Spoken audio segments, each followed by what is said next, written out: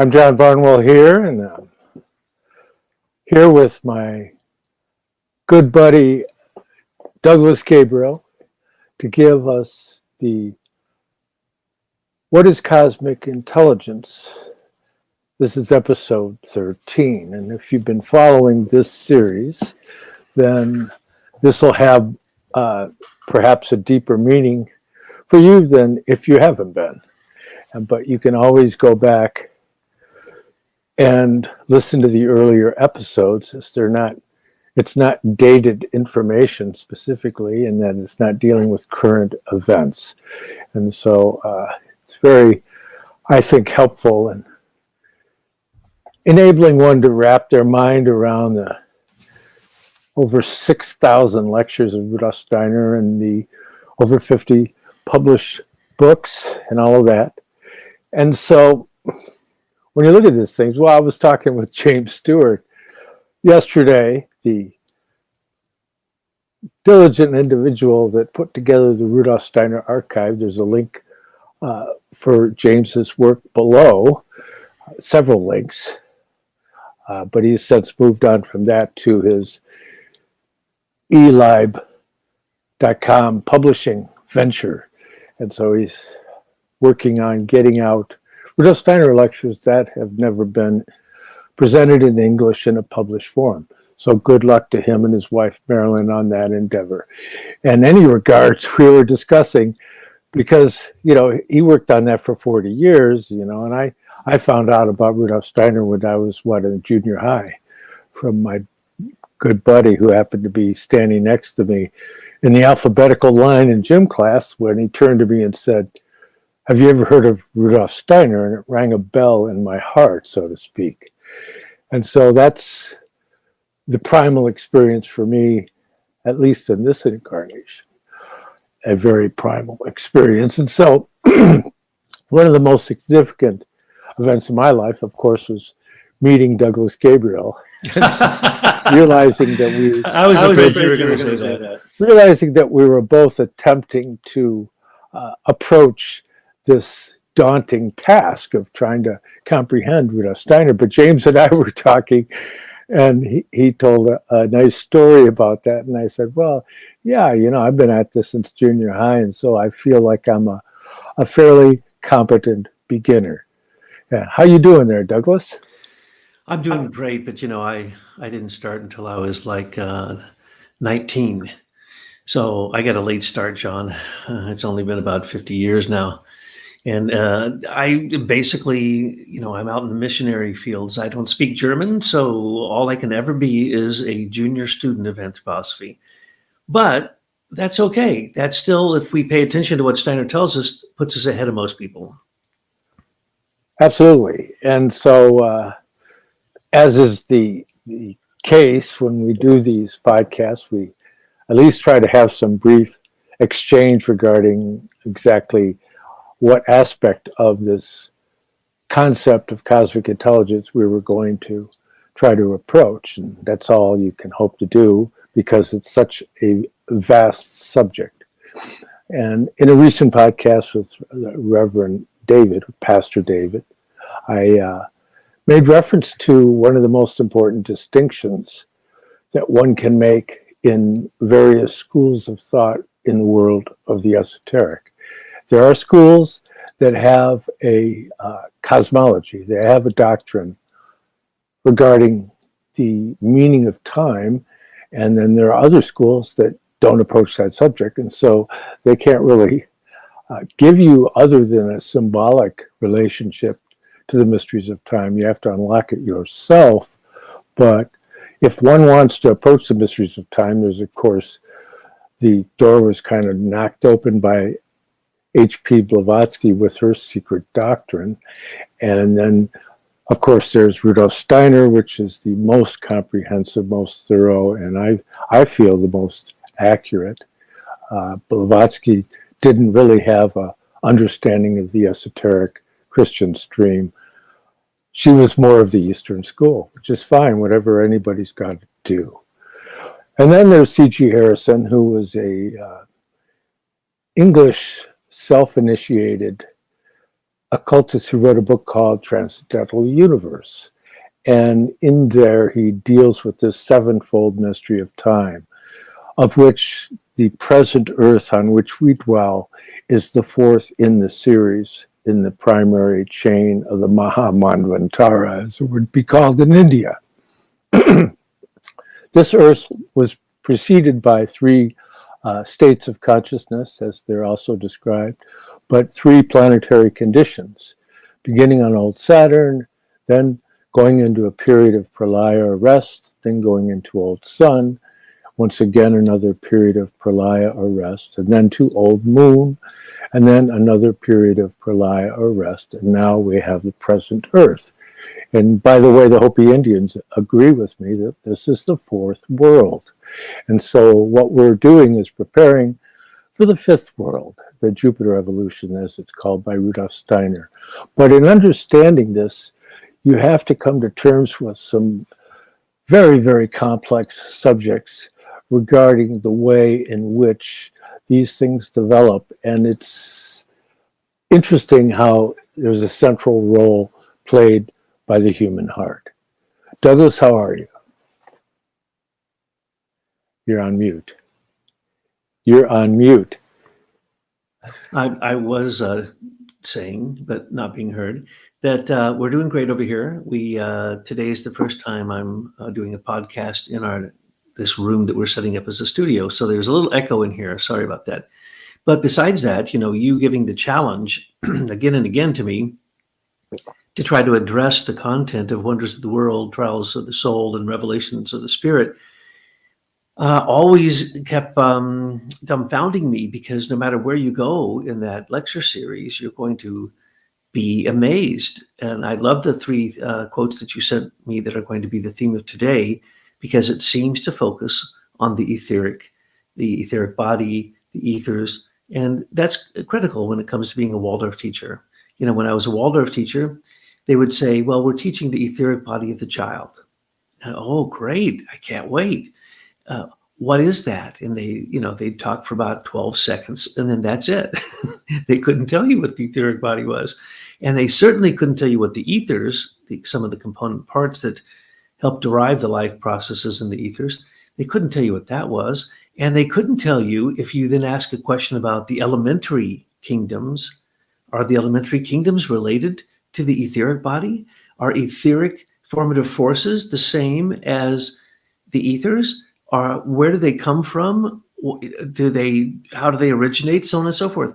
And so finally, after many years of teaching Waldorf teachers and having these questions again and again, I put together a book. Matter of fact, I seldom ever show our books, but I'm not selling them. They're for free if you go to our site, Neo-Anthroposophy. I think John has it in the dialogue box below. It's called The Eternal Ethers. Let's see if I can get it not to shine. A Theory of Everything.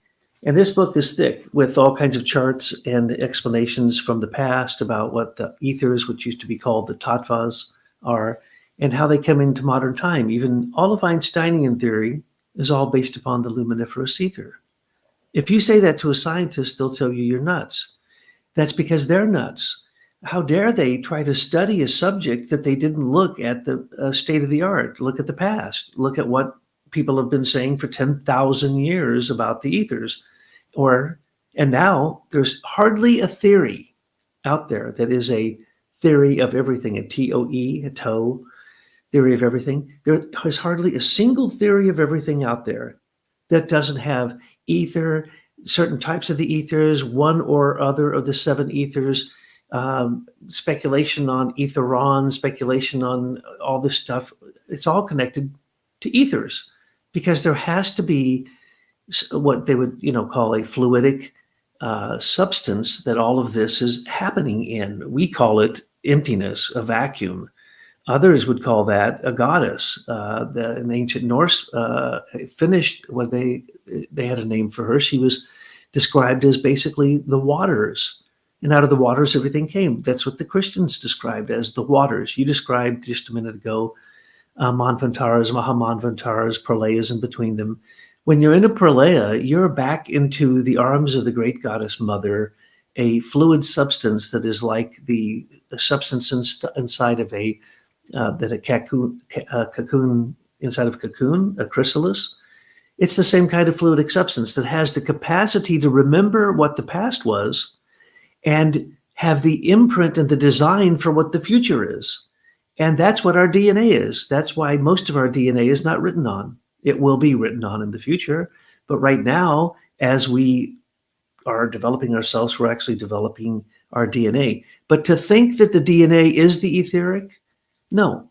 Those are all the building blocks, the mechanisms that support the forces and the function and the beings that stand behind these things. And so it's very, very simple and it's very, very complex. But unfortunately, scientists refuse to look in the direction of truth because they're looking in the direction of money and getting their name on their next discovery. Well, your discovery, Mr. Scientist, Mrs. Scientist, has been there for a long, long time. And you're just noticing it. So you shouldn't put your name on it, all right? And the ethers, don't get me started on the ethers. You can't be a Waldorf teacher if you don't know what the ethers are. And you can't be a Waldorf teacher if you don't know what the etheric body is. So then I would say to some of the deepest anthroposophists that I'd meet in the world, all throughout the world, I traveled to meet these people, and I'd say, I want to understand the ethers. I want to understand the etheric body. And they'd usually give me some glib answer like, well, you can either be a Waldorf teacher and watch the etheric body grow from age 7 to 14, where it is demonstrating the whole history of humankind as the child grows into modern times. You're actually watching the child go through those ages. And that's why as a Waldorf teacher, you teach them certain world literature content to meet the needs of the etheric body at that particular stage. And so if you didn't want to be a Waldorf teacher, what would you do? I'd say to them, well, they'd say, you can be about an Emmett Gardner and you can go out into the garden. And over the years, you just watch the ether as it does its thing. And it's like, oh, well, that's not okay, good, but And then Rudolf Steiner tells us, oh, yeah, you can understand the ether body. All you have to do is put yourself through an initiation, a self-initiation, where your ether body, consciously, you are conscious of your ether body separating from your physical body. And when that happens, that's one of the stages of initiation. And that's what he described in one of these quotes that you gave us to meditate on before this talk, where he's describing the energy that goes from the heart to the head.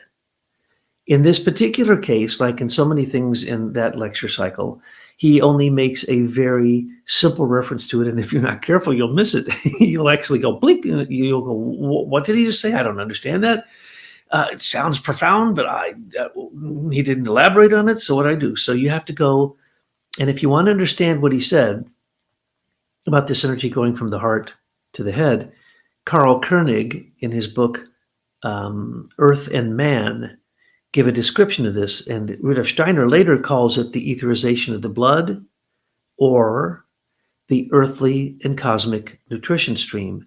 Now, in this book, The Eternal Ethers, which you can get for free in a PDF copy, I'm not trying to sell the book, but the information I'd like to give you, and then you can find a complete description of it in relationship to many other religious traditions in this book, the second volume of the Gospel of Sophia, which I helped write with my fantastic wife, Tyler Gabriel. Now, why is that important? Because Rudolf Steiner proved that he was linking up with all of the previous secret teachings in the ancient past, not that ancient, in Buddhism, they have the highest Yoga Tantra. And what is it? It is literally the etherization of the blood. When you go into the study of the pranayama and the tattvas, what is it? Same thing. When you go into religious experience, even through the Catholic Church and the Holy Eucharist, what is it? Same thing. When you go into studying modern science and the cutting edge of science, what are they describing? Things that happen in the human body, the same exact phenomena. Rudolf Steiner is one of the few who brought it into modern language and showed us exactly the elements you work on, which chakras you work on, why it works. And now, literally, science will tell you that your intelligence is determined by biomineralization, which is this exact process. Etherization of the blood is biomineralization of working with the elements that Rudolf Steiner said are the building blocks that we take all of our nutrition from: carbon, oxygen, nitrogen, hydrogen, and sulfur, or sometimes phosphorus. It helps the sulfur. So as you go through this process of rarefication and ionizing these elements, you develop what science will call biomineralization: calcium carbonate crystals deposited in your pineal gland, directly related to your IQ. So this process that he refers to in the quotes that you sent me, I forget which of the lectures it was, but all three of the quotes made reference to basically the etheric body. And I don't know, you're going to have to probably cut me off before I stop, absolutely rambling on about the etheric body, because it's the most amazing thing you can possibly ever imagine. And I could go on for days and days and days, and I'm sure I have. Yes, well, we've had a few subjects, discussions regarding that subject over the years, Douglas, and the understanding of the time stream of the tattvas, the 5 tattvas, and their relative to the rotation of the earth, and that's all incredible mystery. And that's, as you look at the workings of the ethers in outer nature, but when you bring them into the personal realm, and you get into a more imaginative, experiential realm, and then you look at some of the experiences that saints and initiates have had over the ages. One of which I thought was really nice that I wanted to include today is Mathilde of Hackeborn. She's from circa 1241 to 1299, like the very beginning of the German mystic stream in the vernacular language, right?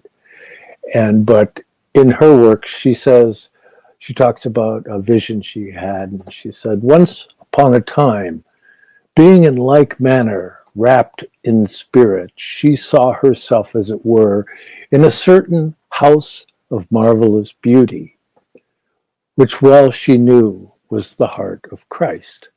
And falling on the ground, she found a large cross upon the pavement, and she sank down upon it, and lo, from the middle of the cross there went forth a golden spear and transfixed her. And so there you have that image, and you could live with that. And there's a festival for her in November, and she's an interesting individual because, and Rudolf Steiner makes mention to her because she had a sense of humor, and he's talking about how that was an expression of her humility and her recognition of her humanness. That it was, I mean, you can go into these exalted states and then you go back and then you're just that guy again, So it's not like once you cross the river, you get to live there all the time necessarily. And so it becomes an interesting challenge. And actually, scholars consider her, amongst whom I agree, that she was the guide that Beatrice introduced to Dante in the Divine Comedy regarding the sevenfold mountain, climbing the sevenfold mountain. And she's an interesting individual. Just to think about people like that can be uplifting, especially in the challenging times in which we live, to have somebody who is striving for purity of heart. And so that's the distinction that Rudolf Steiner is getting into, because you see, if you look at the way in which evolution has manifested according to the doctrines of occult science, esoteric Christianity, you see that there's this breathing forth, that the universe was like it was breathed forth. It's in the beginning was the Word, but it's the voiceless word, it's referred to, and the whole image of that, and that the light aspect and the word aspect is a central theme within the mystical presentation of the Gospel of John in the first 14 verses. And so that's a great meditation regarding that, because as it says in Scripture, Jesus is the light of the world. But you have to understand that there's another light. And that's something we want to touch on in order to get some clarity, because there's a complete distinction between the warm, loving light that expresses forth as a spear from the heart of the Christ, and that there's another type of spirit that works in the realm of light, and that's Lucifer. But that's that selfish, self-contained, effulgent light. It's a completely different thing. But Rudolf Steiner says it's because of the actions of the adversaries that mankind has freedom. And so we have the opportunity to be able to abide by the divine plan or go against the divine plan, and that was something that was built into creation, so to speak. And so you have, well, what are these adversarial beings? And he says that there's the divine spiritual outpouring of creation. That's the central task of mankind, and that leads up to the events in the Old Testament. And he refers to Christ as being expressing through Jehovah in the Old Testament. But he also says that with the Jewish transmission, they totally set aside all Luciferic influences whatsoever. So it's very pure in that regard. But then you have the other cultures that were guided by individuals related to that stream. It'd be nice to get into that in more depth. I'd recommend the booklet by Rudolf Steiner. It was one of the few lecture cycles that he went to the trouble to edit it into a book, and that's The Guidance of Mankind, or The Guidance of Humanity. It's sometimes published The Spiritual Guidance of Mankind. There's numerous titles, but it's a short book, and it gives you a really highly developed, encapsulated view of that developmental theme. But so you have that the idea that the divine spiritual beings, though, had this experience of thinking into being spirits to be in opposition to them, and that these adversarial beings are not the same as the divine spiritual beings, and that they are developed out of the thoughts of the divine spiritual beings. And that's a distinction that Rudolf Steiner doesn't make very often. The spears he was stabbed with, some say, would be the spear of Michael, and that one could say that in our times, we know that the Archangel Michael has risen to become an archai, and sometimes seen with a spear, a sword, and sometimes often with a scale, because he's now become somewhat of a judge. And so he's also the keeper of cosmic wisdom, but he doesn't hand it out without effort on the part of the person receiving it. And so we also then now have an archangel who's leading the other 7 major archangels, and that is the being that has been called Vidar out of the Northern Mysteries. And so we can literally say that in the realm of the astral, etheric, and physical, you can see the battle with the angels, the archangels, and the archai, with Lucifer, Ahriman, and the Asuras, who are basically here ahead of time to prepare for the Antichrist Sorat. So this is basically what happens when you try to understand the etheric.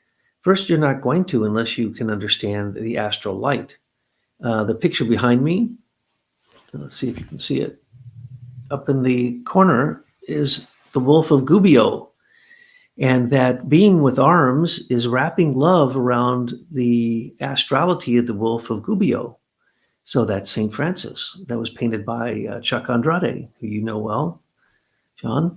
And it's an original, and it's so beautiful because it reminds me that we're all doing that. If you don't wrestle with the forces of the wolf, the forces of the snake, the forces of evil in your own self, then you won't get past the astral light challenge. And that happens, of course, in the realm of the angels, in the realm of imagination. But it's only if you have tamed the astral light that you will be able to see properly there. First off, just as an example, the way that it works a bit, when we look out upon the world, our nerve system has to adjust for the fact that our eyes tell us that everything's upside down.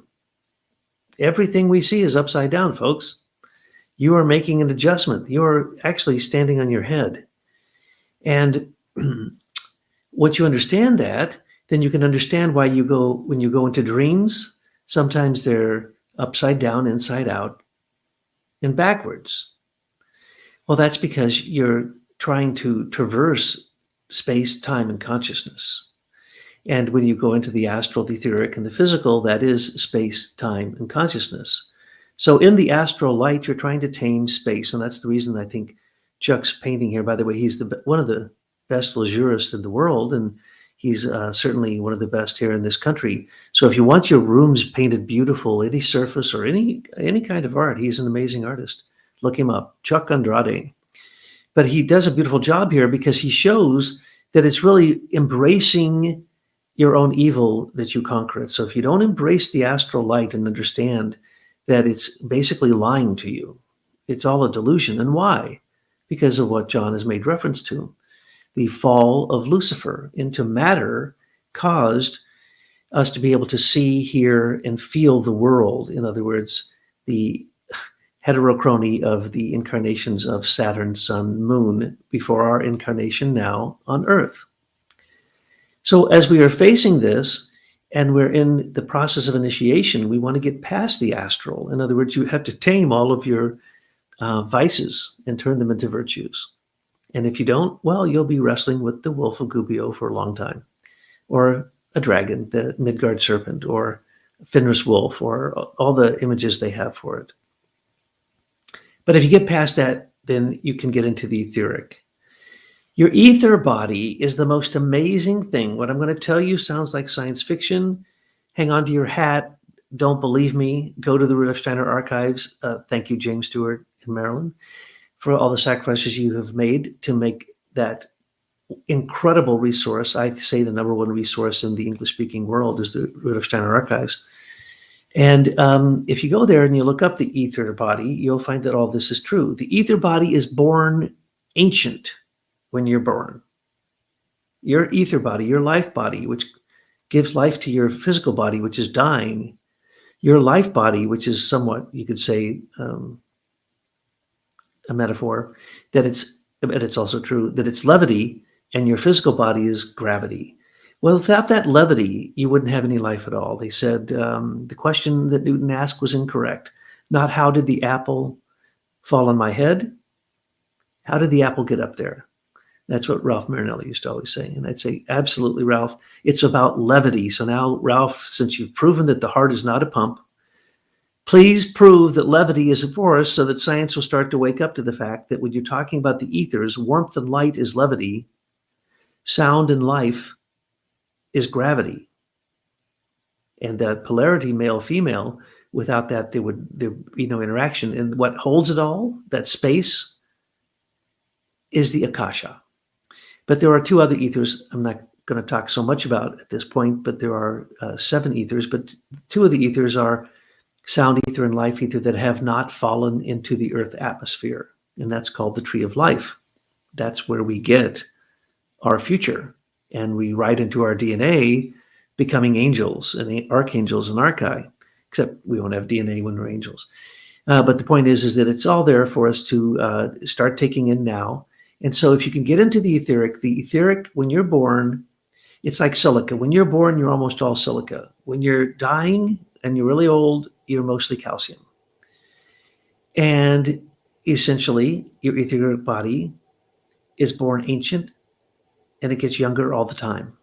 Now, that seems like a strange thing, but it basically is the opposite of what we believe as entropy, gravity, life is all about just trying to resist dying. Well, what if we actually built on the forces of levity, which are very possible? Rudolf Steiner gave indications in those directions. So when you're in the etheric realm, if you got past the astral light, then you probably met an angel and it blinded you. Well, that's just the beginning. I could go into who those beings are, but then when you get into the etheric, you have the capacity, if you can see into the etheric, to see what's happening there now. And there was a battle for the soul and spirit of humanity in the etheric realm, both in the human body and in the physical earth. And that battle is being led by Christ. And Christ is fighting so that the soul of human beings is not endarkened, so that after death, they don't live in a cold, dark grave, but rise up into the light. And every human being that is working to bring the positive levity of ethers into the world, and that's laughter, and that's love, and that's mercy and grace and all the virtues. If you're bringing that type of light, wisdom, higher harmonic sound, all these different things, the number ether is also the sound ether. So when you're talking about understanding atoms or anything in the physical world, that's the sound ether. But those things were donated in the past. Warmth, light, sound were donated in Saturn, Sun, and Moon. And they are in heterochrony, manifesting your physical, etheric, and astral body. But the fourth round, or the fourth incarnation of the earth itself, gives us our ego, which stands in between. And now we must transform the physical, etheric, and astral into three higher principles. And you do that by starting with the astral. And most people who are psychic, that's as far as they ever get. A tiny touch, their toe goes into the astral. That's about it. How many real psychics get into the etheric and understand the rhythms between one incarnation and another? Very few. And how many people can see into the physical? Almost none. You have to be a great initiate, an avatar, a saint, or be given a gift or a vision or a revelation to truly be able to see the active intuition that is in the wisdom of everything in your physical body. We cannot comprehend it. We cannot comprehend it. If you could comprehend the etheric body, Rudolf Steiner said, if you could enter into your body and understand the etheric body for one single moment, you would die. You would be overwhelmed because it's that powerful. And yet science ignores that it even exists. And the astral body, well, basically, you could say that psychology is beginning to try to understand what the astral body is about. But it's real simple, folks. It's all about purity.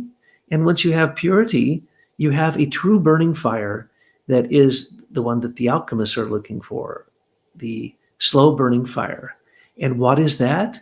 The understanding of time. The etheric body is time. It's the written into it at the moment of your birth is the entire history of all of your relatives back to the beginning. It's in your body. It's teaching you. It has tremendous wisdom. We don't understand that. We don't control our circulatory system, our nerve system. We don't control hardly anything. It's mostly, the sympathetic and autonomic nervous system. We only have a few choices. Our body is ran by other beings from other times. Some would call it dimensions, but they are to a degree, yes, interpenetrating us simultaneously. And without that, we wouldn't have anything. The etheric body is built by the beings of the Karyotetes, the beings of wisdom, the beings who built into the light that we receive, the wisdom that causes a seed to understand, to know what it's going to become, from leaf to stem to blossom to seed and growing again, fall to the earth. How about a human being from birth to death? What is that? That is your etheric body. That's your etheric biography. And believe it or not, everything you're going to ever become is already written into your etheric body. That sounds very strange too. But when you're born as a baby, the reason people Google over babies is they're basically infinite wisdom and purity. It'd be nice to have that for the rest of your life, but we don't. We don't even have any clue to how to find wisdom, let alone be wisdom. So a baby is all intuition. A baby is all will. And that's why we love them so much, right? But when they're born, they aren't conscious. They haven't conquered space or time or consciousness. The spiritual beings that surround them do all that for them. So when you're talking about the etheric body, there's no greater gift than being able to teach a child from age 7 to 14 and watch that ether body grow. And then from 14 to 21, you can watch the astral body grow. And then from there on, the ego is trying to understand what has happened up until that time, basically to age 28. So as a teacher, as a Waldorf teacher, it was my greatest privilege every single day to go in and to witness the growth of these children responding to what Rudolf Steiner gave as what we call in the book Eternal Curriculum. There is another book called Eternal Curriculum, another free book you can have of ours. And it's an eternal curriculum. Why? Because it's teaching all of the past of mankind. Waldorf curriculum, grades 1st through 8, teaches all the past of mankind, all the way up to the present, and far, far, far into the future. It sounds kind of crazy, but if you look at the book, you'll see that that's why Rudolf Steiner gave such a comprehensive curriculum. It is a picture of the etheric body of the child, which goes from the past to the present to the future. And that's not what anyone will hardly tell you except Rudolf Steiner. Even my Waldorf teachers couldn't tell you that. They'd tell you this. The etheric is rhythm, rituals. It's doing the same thing over and over again. It's somehow connected with numbers, and it's magical. And the ether body is bigger than the physical body. And the ether body of the heart goes all the way from the heart up to the head and all the way up behind the head.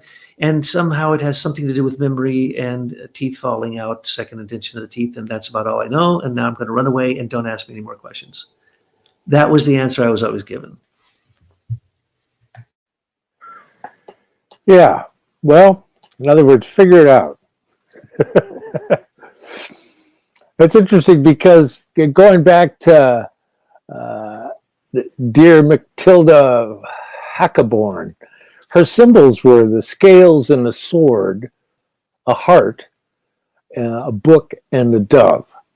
So that's kind of an interesting mixture of symbolic images that ties into this theme. And when you get into the scales, that brings to mind for me in the papyrus of Ani from ancient Egypt.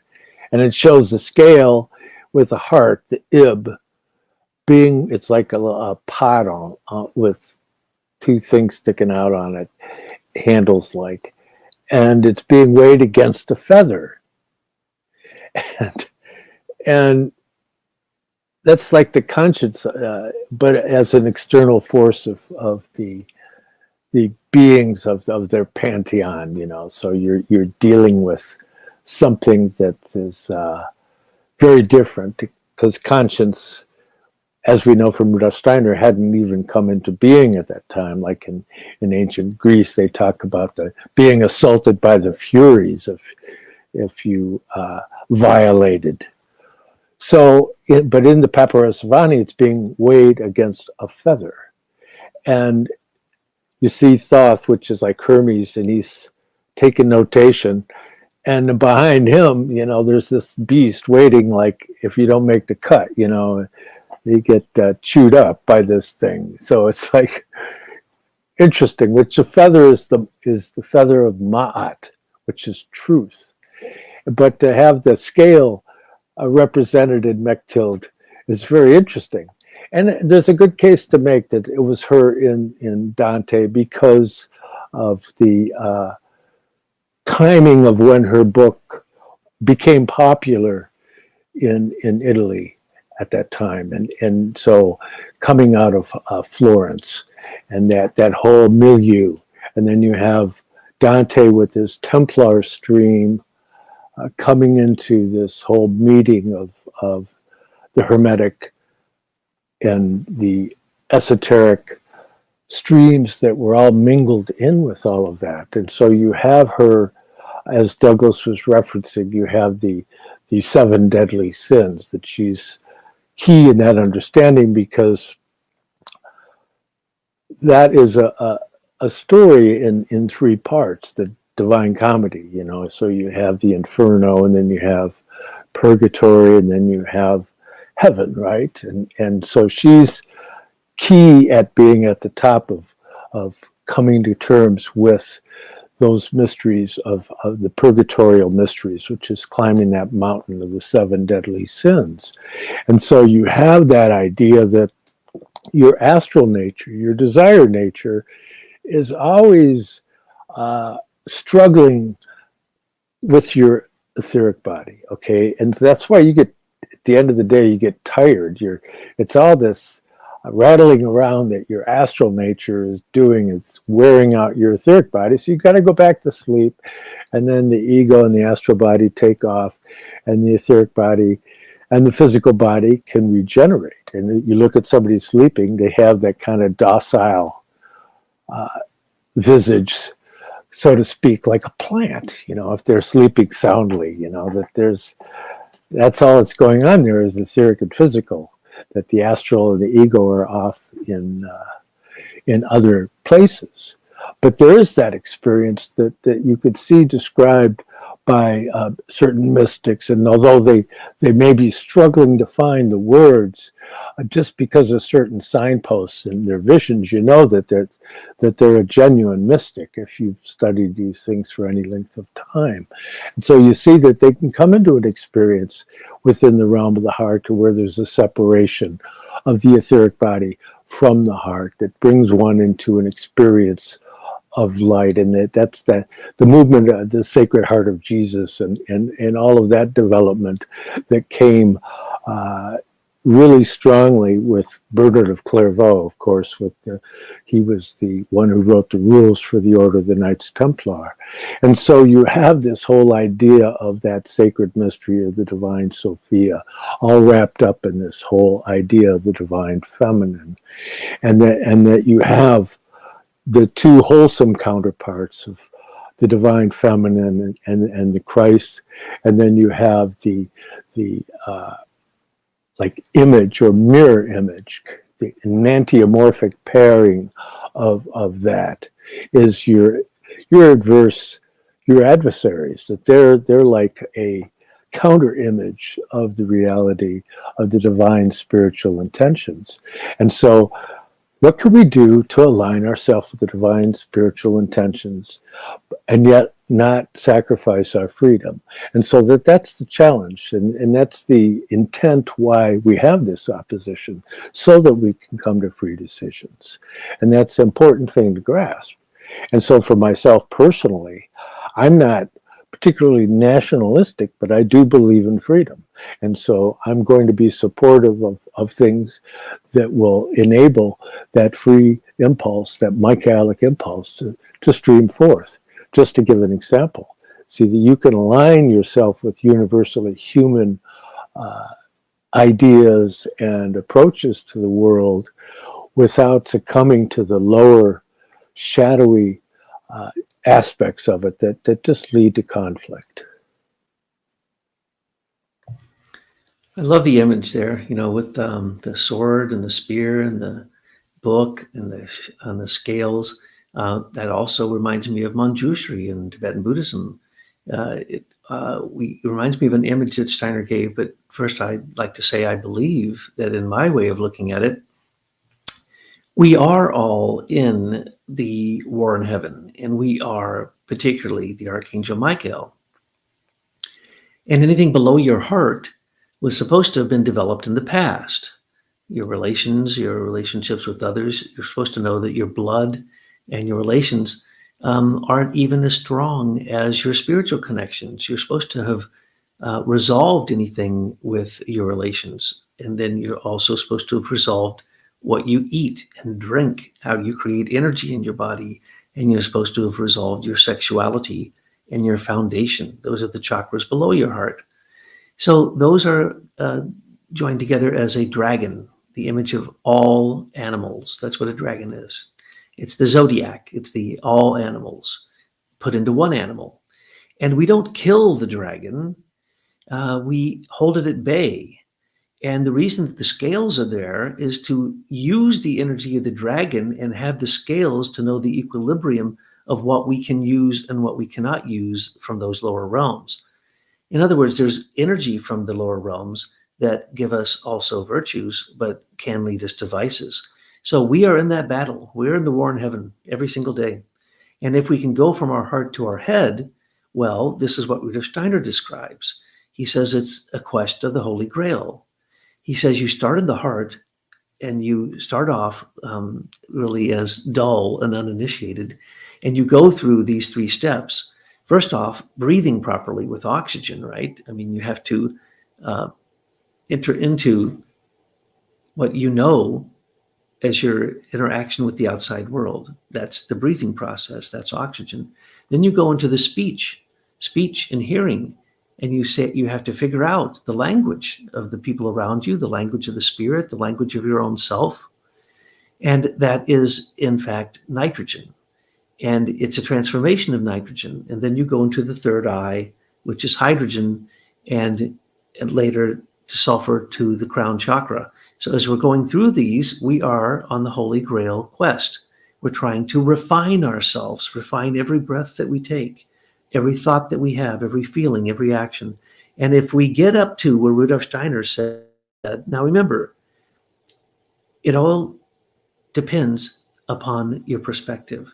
So at one point, Rudolf Steiner said, the Holy Grail can be found in the midbrain of the human head, and that the human head is the oldest and most fixed of all parts of the body. It represents the entire cosmos, the entire zodiacal stellar world, and in it are these perfected ventricles. And he literally says, if you look at the cerebellum, you are looking at the perfection of all animals, all insects, all birds, all things that were on the earth and down here before humans. And when we came down, we got the cerebellum. Cut it in half, it looks like a perfect tree with 12 branches on each side. Rudolf Steiner actually says that in physiology, in the neurological system, it represents the tree of life. Well, holy moly. Not in very few stories give you a chance to get the tree of life. So, of course, I studied that thoroughly and found that I believe that the tree of knowledge is in, of course, the midbrain and the 4th ventricle, and that is where the pineal gland sends piezoelectric energy across the fluid in the 4th ventricle, and it stimulates the pituitary gland. So Steiner says you go up as your sword. You're building your sword or spear, either one he says, and you go up to the head, and this is the biomineralization I'm talking about. This is the etherization of the blood. Then you turn around, and if you have, as you just said, the feather of Mott. By the way, what animal is that feather taken from? Do you know? I've been wondering about that. Yeah, it's generally considered to be an ostrich tail. That's what I thought. Exactly. And so you weigh yourself against truth. And truth is the only thing that lasts. It's the only thing that's eternal, and the virtues. And you take them and you offer them to the spiritual world. And right there in that glowing cup, he calls it, and Manly P. Hall gives a beautiful description of it. Many, many, many of the traditions describe this astounding, inexhaustible chalice that is found in the midbrain. And that literally, what is it doing? It's taking light that comes through the nerves, sound that comes through your spinal column, up through the midbrain, and sounds in this fluid. Rudolf Steiner talks about the sounding of your heart, the sounding of your will, your metabolism going into the midbrain. And there, in a way, it's offered up to the spiritual world with all of your higher thinking, which is light, all of your higher feeling, which is sound, and your actions are what causes that piezoelectric charge. It goes across, and at that point, in the Holy Grail, in the Grail Castle, you as the Grail Knight are supposed to ask a question if you get there. And if you don't ask the question, you don't get the next part. If that charge goes across that, and by the way, these are physiological conditions for soul and spiritual manifestations. So as I'm explaining these things, these are all just physical aspects of it. They aren't the true soul and spiritual qualities that one would need to get a full picture of this. But anyway, when that charge goes across and it strikes the pituitary gland, which is at the forebrain, it causes it to excrete pituitrin. And pituitrin is one of the most magical substances. It's a hormone in the body. It basically gives super strength and life to your nerves and your vascular system. And so you take the gifts up as the Grail Knight, you go into the Grail Castle, you see the spear, and you see the drops of blood. We could go into what all those are. Those come from the first and second ventricle, the drops of blood coming from the spearhead. And your inexhaustible chalice, your Grail is there, and it literally then gives you the nourishment you need, called Amrita, Soma, Dew of Heaven, Pituitrin, call it whatever you want. It is the gift of the divine spiritual world, answering whether you have imagination, inspiration, intuition as gifts to them. If you feed them, they feed you. And then they do what? They feed the systems that create your imagination, inspiration, and intuition. They feed your system of sight, of sound, and of action, thinking, feeling, and willing. So this process then goes back down, but when it goes back down, this is the strange part. You take your spear or your sword and you stab your heart. And you must make your heart bleed. And then that blood becomes what Steiner calls the front spinal column, which we now know, and I put in all the books, it's the vagus nerve. It's one of the 12 cranial nerves. It's the most important one. It goes down below your heart to everything down there, brings up a signal, two signals, left and right, and it's what's called the Ida, Pingala, and Sushumna. It's not your spinal cord that they're talking about. They're talking about, well, they have many names for it, but Centimani tree, all kinds of things. But this tree that goes from your heart to your head actually starts down in your metabolic system, as I said. It comes up, and that's if you've tamed the dragon. And then it goes right through your sinoatrial node, which causes the pulse, the pacemaking effect of your heart. One of the two branches of the vagus nerve goes right through there, which is the most incredible sensing device, moral and otherwise, in your body, is right there on the sinoatrial node, and it then goes all the way up to your brain and feeds the corpus quadragemini and your pineal gland, and it actually brings these charges up. And people don't know this, but there's an aqueduct. Your pineal gland usually lies down. Only when the aqueduct flows from the lower ventricle to the midbrain ventricle, the pineal stands up, and then it can flow. Until that time, it's not flowing. And if you don't have flow, you don't have what we describe in the book as a plasma generator. There's a plasma generator in the brain. There's one in the heart. Now, John pointed out from the beginning, it's all about the heart. That's what it's about.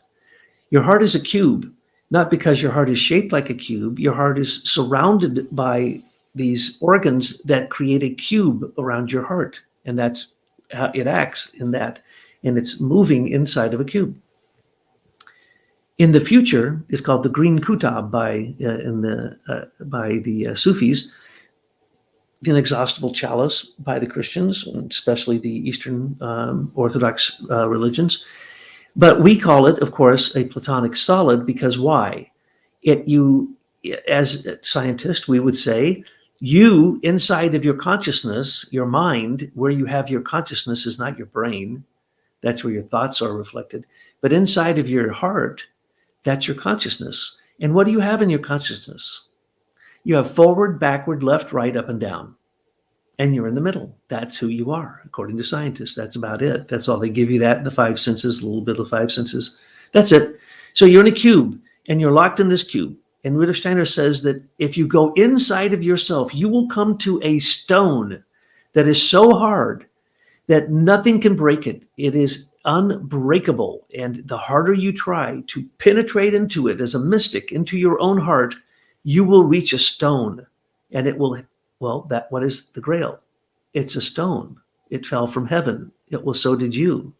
And you dive down in this process, and you have to stab that heart with your spear to make it bleed, because then the blood of Christ that has been given in your etheric body, one drop of the etherized blood of Christ, has been given to every single human upon their birth. And if you open your heart with the spear or the sword, it can start to flow upward in this process in the frontal spinal column that I described, transforming things, because it's an ionization process. Rudolf Steiner calls the etherization of the blood a holding back of carbon and turning it into higher carbon through an ionization process. And as John knows, I would love to talk about C60, because that tells us where we're headed in the future, because that's carbon in a higher spiritual form, come from space, by the way. And so we will change ourselves in the future into carbon that is like a fluid diamond, completely transparent. And that is the ether body. And it's round. And it's right now looks kind of the color of peach if you're a high pure person. But in general, in the future, it's going to be transparent.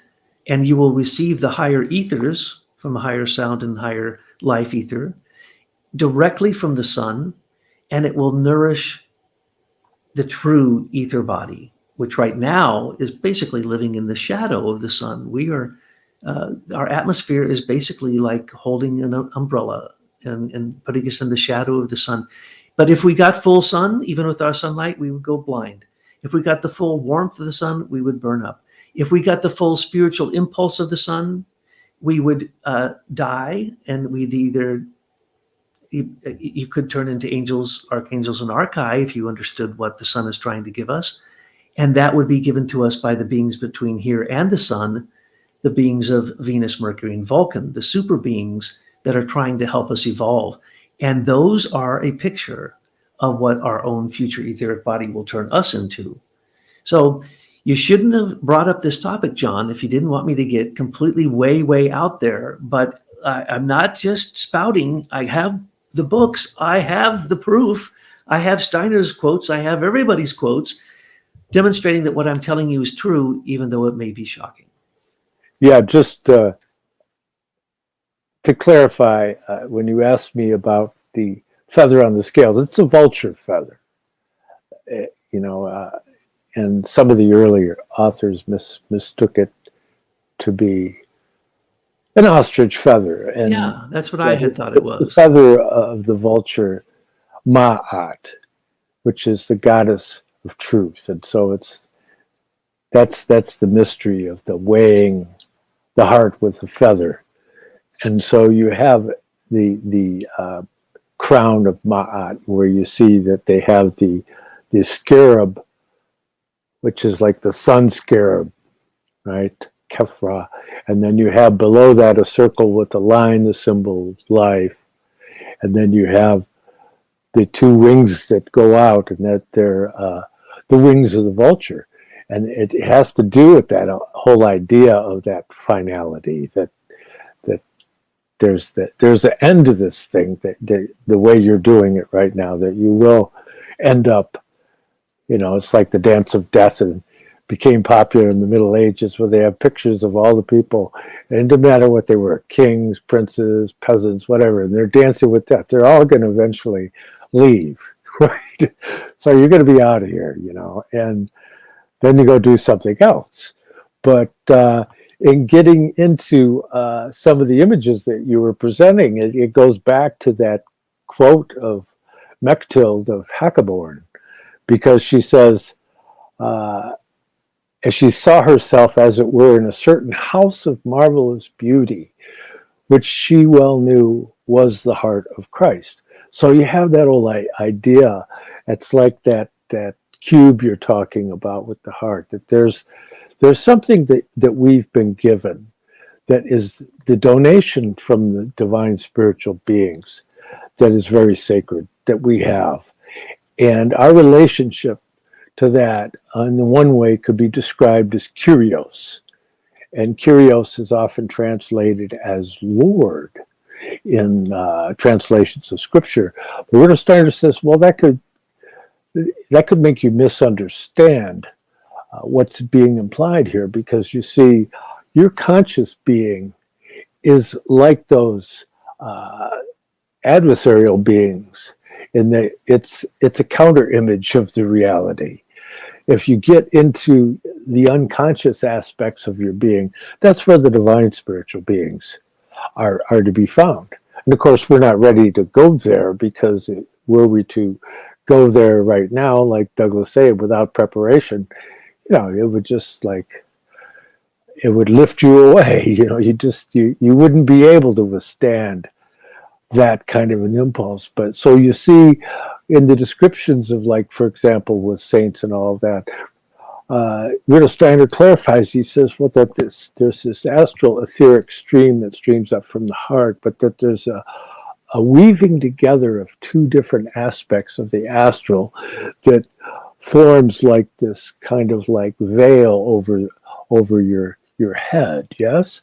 And he said that's what's being depicted in headdresses, and when you see like Mother Mary, and she has her blue stole over her head, and then you have like Mary Magdalene has one of gold, and that's a reference to that whole idea of the supersensible aspect of the workings of the astral etheric within somebody who's developed that they develop their aura, and there's a radiance that can be seen. Actually, I won't mention his name, but I had a friend who used to come into the bookstore, and there are times when I would see his aura coming through the glass into the store, and then he'd walk in, and it was like I already knew he was coming in, because I saw these purple shimmering sparkles coming through the door before he walked in the room, and he'd be in the middle of this ongoing meditation that he was doing. But so it's something that to me and to Douglas is, these are realities that we're trying to solve, experiences that we've had. I realize there are people out there, they haven't had those experiences, or if they did, they didn't notice it. And that's the challenge, because a great many things happen and one doesn't notice that it happened. And Rudolf Steiner makes the distinction about one of the big differences between us today and the people of ancient Rome and ancient Greece, and in that, if we have, like, people will describe an experience that happened that was like a super sensible type thing that happened, angelic apparition, what have you, that they think of it as an intervention from the spiritual world. But he said the ancient Greeks, no, they'd see the spiritual world at all, that it's working at all times. It isn't just coming in and out of your life, so to speak, that it's there. It's just that you're not aware of it. You're caught up in looking at the mirror image that is our representation of the world, rather than seeing the world itself as it's manifest through these divine spiritual beings. So that when one aligns oneself with that, and this frontal spiritual column that was first mentioned, that I can think of in its clearest sense, by Blavatsky. Percival mentions it, Harold Percival, and Rudolf Steiner is the one who goes the most in depth regarding that. But it's having to do with this frontal stream and bathing the pineal and pituitary, and with the warmth of speech, and that your higher aspirations build this, but yet the improper relationship to those dragon forces from below, the counter image of those lower aspects, that can muddy the pond, so to speak. And you get people that are very devious and all of that. And Rudolf Steiner says that when you lie, there's something in the world that dies. It's like ink coming into your aura, so to speak. And so when you look at the world we're living now, and there's so much falsehood going on, and there's people squirting ink all over the place, because there's nothing in the world that is a true, somewhat image of what their words are. Their words are not connecting, and that's why I like music, because instrumental music, because it is what it is. There's no mistaken. through some kind of theoretical opinion about what you thought the guy was saying. It's music, right? And its most profound aspect is the space between the notes. Of course, music is the etheric body. It's the sound ether, chemical ether, the valence ether, the number ether. And of course, you're a great blues guitar player. So, you know all about music, and you understand that music, it has to do with speech, the word which you made reference to before. And as we unlock those mysteries, as literally we go up and, as you said, bathe the brain with warmth of your speech, with morality in that warmth, that can then cause the Grail Castle up here to do what it's supposed to do. Well, what are we supposed to do? We're supposed to take over for the old Grail King, but we're supposed to go back down to the heart. Now, the big question, which you made reference to earlier, and we didn't go there because it's such a big question and it can cause so much confusion, but the question is simply, who is on the throne in your heart? Simple as that. And anytime you meet somebody, the first thing they witness is who's on the throne of your heart. They don't care about your head, because there's too many science facts out there, too much knowledge. Knowledge doesn't mean anything. Knowledge means nothing now. Matter of fact, it's the post-truth age. Most knowledge is probably more than 50% of knowledge are all lies. So what do you look at when you see a person? You look in their heart, and you see that immediately. That's their mind. That's what drives them. That's who they put on the throne. And Steiner said, you can put Christ on the throne in your heart, but you can also, he makes reference to, you can put Lucifer on that throne. And I'm going to make reference to, you can put Ahriman on that throne. So when I look at somebody, I can tell whether they're too excarnated, whether they're just too flighty, too airy-fairy, and they're just not incarnated, and they're not going to follow through in what they say, and the words don't mean anything to them. Or they might be so into, they're looking at you and they're thinking, what can I get from this person? That's Ahriman. Or they're thinking mean thoughts. He has something I want. Jealousy, lust, greed, all that stuff, gluttony. I want what he's eating, and all of that, that's written right into your heart. And you put those beings, and sometimes you have Lucifer there for a minute and then Ahriman there for a minute. But Lucifer and Ahriman can't see Christ. And they constantly work together. And they refuse to acknowledge that there's a choice. And the choice is freedom and love. And that's in the middle, that's Christ. So if Christ is not on the throne of your heart, everyone sees that. And that's who you are. And so when you approach the spiritual world, if you want to see the astral and go read the astral, if you want to go into the etheric and read it, or into the physical and actually read it, those are stages of initiation that you're not going to go through unless you follow the initiation of Christ. So unless you're willing to sacrifice yourself, to suffer, to forgive, to bless, to endure, to conquer space, time, and consciousness, then you're not really, really ready to put Christ on the throne of your heart. Because when you do, you'll find that the blood that Christ has given you, that one drop of etheric blood of Christ, multiplies every single time you take an action where you have said, not I, but Christ in me. Every time you are acting for the divine, according to Tibetan Buddhism and ancient Indian wisdom, you deposit a little pink drop in your heart. And when a clairvoyant comes up on a person, they can look in their heart and see how many pink drops are there. And they can look into their pineal gland and see if there's any calcium carbonate there, and know whether they're dealing with an intelligent person or an idiot, a moral person or an immoral person, instantaneously. And then you know what they're going to do is going to be one thing or the other. And so everything you are, you're writing it directly into your astral body, and a psychic can read that, and you look like an animal with all of your unresolved passions. Everything in your etheric body, in other words, all the things you do ritually, all the spiritual things, all the sacramental things, all your meditation, all your prayer are the rhythmic things that you do that make you into a higher person on the path of ascension. That can be seen right immediately in your heart. And then it's almost impossible really for a psychic to read somebody's metabolic system. But if they do, they know who they were in previous incarnations, and they're the patterns that they brought over and the impulses that create the rhythms of their life that they do from one life to the next. John's been a person, well, let me put it this way. I've been a card reader for a long time. And it is amazing how it's so easy it is to say to people, well, you're working on this now. And you know in your mind, and you were working on it in your previous incarnation, and the one before that, and the one before that, and the one before that. That's who we are. We have rhythms that we can't overcome. We have astral impulses that rule us. And until we can take care of those astral impulses, you're not going to get to creating healthy rhythms that actually build up the spiritual part of you, that make your etheric body into a spiritual edifice. We've spoken of this before. When we have true wisdom and love, and we combine them, we build a spiritual edifice for the future. It's basically our future body. And that is, again, imprinted in the etheric body.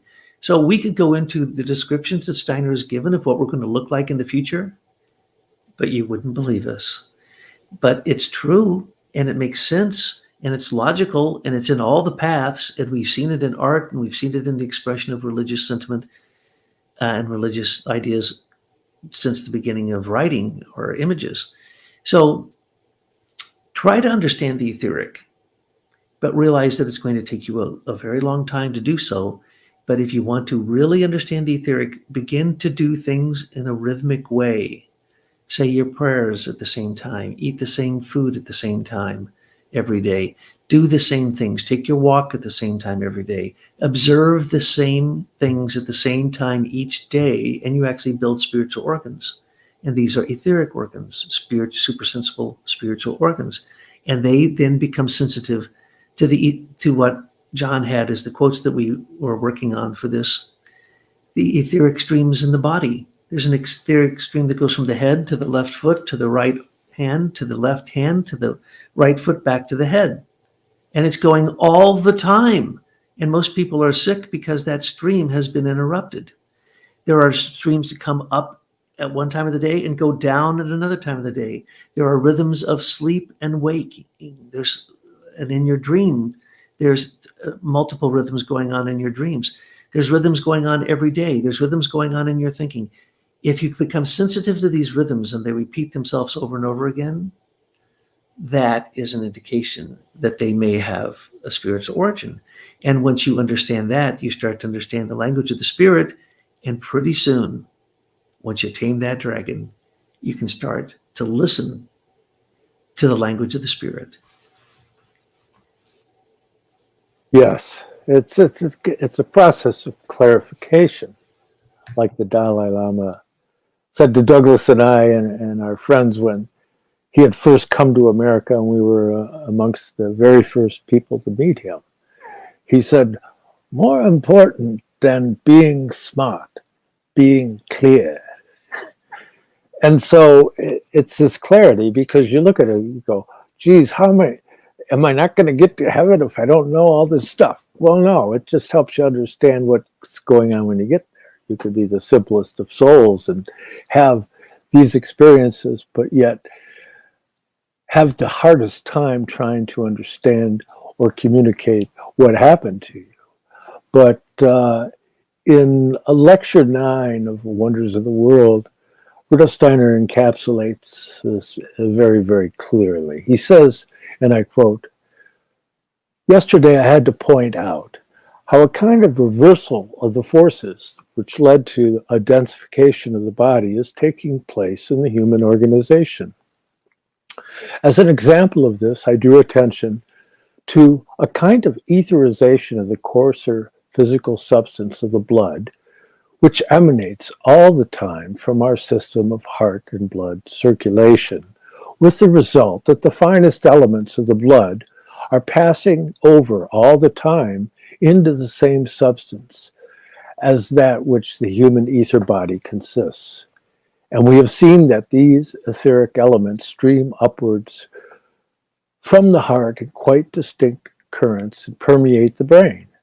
We have seen further that it is in fact because this newly formed element of our etheric body streams through the brain that we are able to develop knowledge which goes beyond the completely egotistic knowledge of what takes place within our own organization.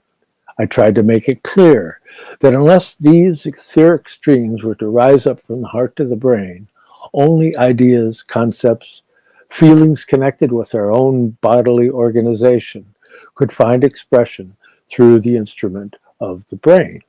So that's about as clear as you get. So this is what we're doing. It's this process of clarification. And so in working towards this, the processes of contemplation, meditation, fasting, prayer, all of these are devices that you can work with that can help to provide you with the clarity to be able to approach these studies and the subject involved. But in getting closer to it, that's why it's easier for most people to approach it from the artistic realm, because it's not necessarily that easy grappling with the concepts, but yet one should strive to learn this Christ language because it gives you a means to develop a cosmology so that this can have meaning for you on a deeper level. And thank God that we have the 6,000 lectures or so of Rudolf Steiner's with complete internal consistency, by the way. And I'd like people that think that this is just something he made up, I'd like them to explain to me how he maintained in complete internal consistency over so many lectures. And by the way, he very rarely worked. He might have a little card with like 3 dates on it and somebody's name. And that was his reference for giving an hour lecture, so this is something exceedingly profound, but it's given in the spirit of complete freedom. Anybody do whatever you think is right for you, of course. But that being said, that Christ wants us to come to him out of perfect freedom. It's not enough that we're compelled to work in the service of Christ, but that we find it in our hearts, that it's the thing to do. And in this spirit, the reference in a lecture that Ehrenfried Pfeiffer, the founder of biodynamic gardening, and the really the origination of my first book and the diagrams in the back began with the handwritten and watercolored diagrams of Ehrenfried Pfeiffer with his laying out the cosmology of Rudolf Steiner, but that Pfeiffer talked about in Johannine Christianity. It's a good practice to every day do something that benefits somebody that you don't know, that you don't get any personal benefit from. And you can plant seeds of that particular Johannine understanding of Christianity, of that universally human mystery.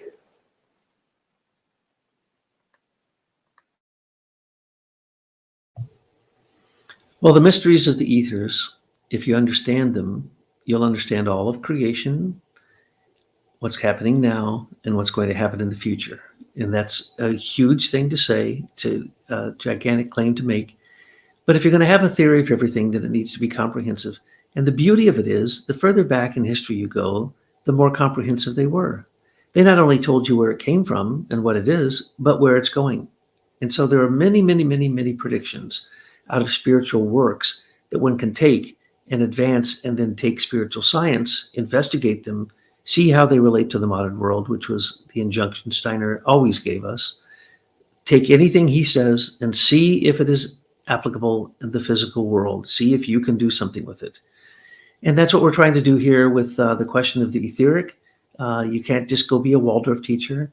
You can't necessarily go be a biodynamic gardener, but you certainly can work on your own etheric body. And one of the key factors is your memory.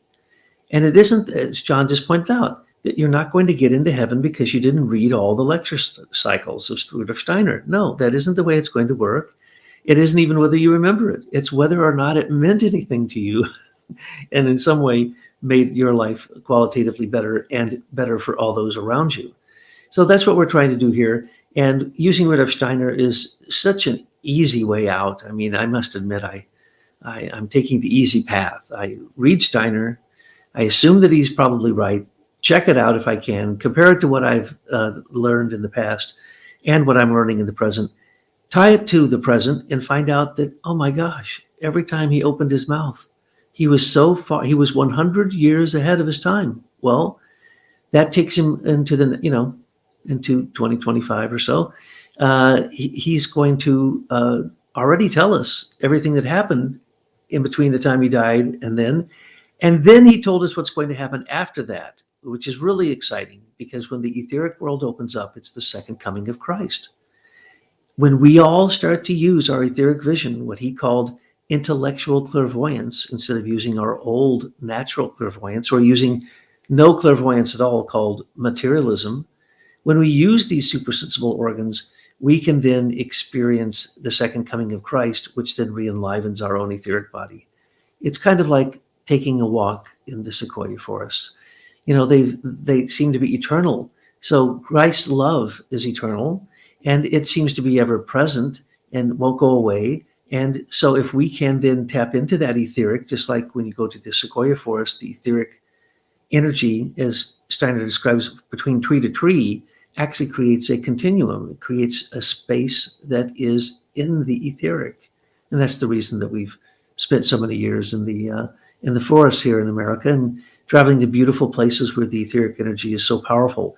That helps too, but that is no replacement for rhythmic spiritual action, meditation, reviewing your day, as Steiner calls it, the Rukshau, reviewing your life, reflecting upon your karma, reflecting upon how you affect other people. In that memory capacity that is given to us by Christ, one of the new gifts of Christ, we can find the way to transform the etheric in our side of ourselves into the beautiful redeemed etheric that Christ is manifesting in his second coming in the etheric realm around the earth. Yes. And I see we're getting on here in time, and I know how busy Sir Douglas is, and I want to make sure that I touch upon a few things that I do, and trying to find the easiest way to get there. But so go ahead and talk. Let me dig something up, will you? Oh, me? John, how will I ever fill empty space? Matter of fact, when we were on the radio years ago, it was so funny. I became noted for, nobody asked my name until right ahead of time when I'd go on shows, and I'd just give them any fake name, give them any fake job, and then just be an expert in it. That's what television is, It's just all fake. And I've been on some of the big shows, big talk shows, and so on and so forth. And it doesn't matter. You can tell all the lies you want, because that's where we live now. We live in Liveville. But if you get to truth, truth will give you a beautiful rain of light that is called the dew of heaven at the moments that you can attain your direct intuition of truth, because truth and intuition are the same. And as Steiner says in the Philosophy of Freedom, they both alight as love. Intuition is love. That's why it's always correct. And it's always correct for the divine. It may not be correct for you, but it's correct for the absolute, maybe not the relative. Yes, excellent. That's a good thing I couldn't find what I was looking for. You got to say that. Yeah, I always like to be thankful here for people that help keep this moving along. And this podcast has been made possible by the generous support of Tyla, of course, and Vadim and Vivian and Tim and Neil and Christian and Mark and Maud and Drubman and Laura and Paul and Rick and Michael, Beth, and oh geez, there's getting to be so many. I have to move the thing over. And Anil and Fred and Ishtar and Anna and Russell, Mike, Ray, Whitney, and so many others over the years. So I really want to thank you all so much. And but that being said, also, if you want to buy me a cup of coffee, you can go to paypal.me/John Barnwell 888. And but I have my books, my two books, my first book, which is currently out of print, by the way. But I'm working on rectifying that. That's the Arcana of the Grail Angel, the spiritual science of the Holy Blood and of the Holy Grail.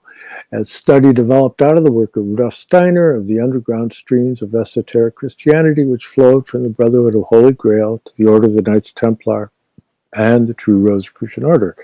And it has a foreword by Douglas Gabriel here, and it is starting from the foundation of the diagrams of Ehrenford Pfeiffer that I referenced earlier, and I also included those in my second volume, which is still available. You can get it on eBay, or if you're outside the US, you can contact me directly through the academia link listed below on YouTube, or a private message on Facebook. But the Grail diagrams, as I call them, I added a great many more for the second volume that has a foreword by the noted astronomer and psychologist William Bento, good old Willie. And there you have keys to understand the cosmology of Rudolf Steiner's work. And that's really a healthy way to be able to come into relationship to these mysteries. And so you can get those, like I said, on eBay or through the other ways I mentioned. And of course, Tyler and Douglas books are listed there. Tyler and Douglas Gabriel's bookshelf. I have a URL below that you can click on to get you there. And for their websites, the Neo-Anthroposophy and the Gospel of Sophia. And they post daily on Gab as Gabriel's Horn.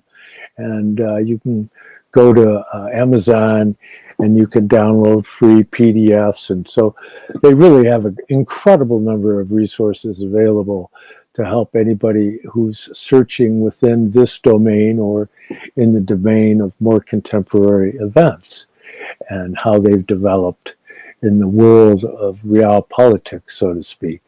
And so I just, I'm always happy. I'm sorry it took Douglas and I so long to get to our next episode. We just got caught up, I guess.